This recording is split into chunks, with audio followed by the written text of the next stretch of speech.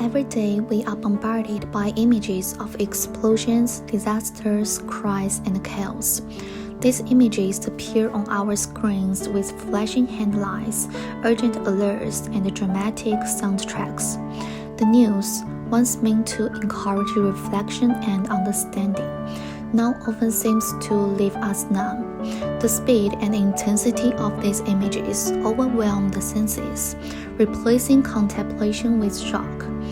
In this constant flood of information, the line between informing and overwhelming the public has become dangerously blurred.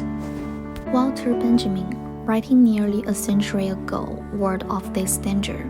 He observed that modern media technologies turn information into fleeting shocks, robbing us of the ability to think deeply about what we see.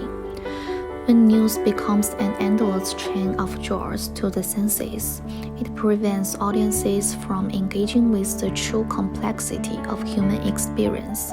As Benjamin argued, a political tendency can only be correct if it includes a literary tendency.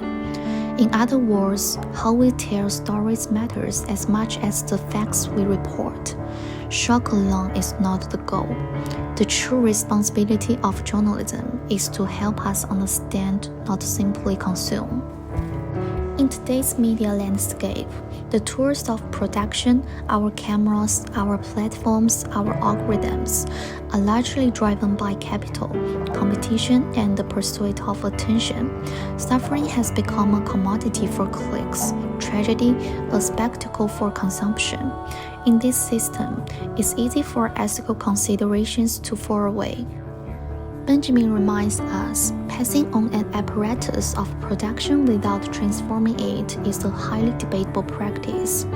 If we simply use these tools without questioning or changing them, we risk turning journalism into nothing more than a vehicle for sensory thrills, disconnected from truth and meaning.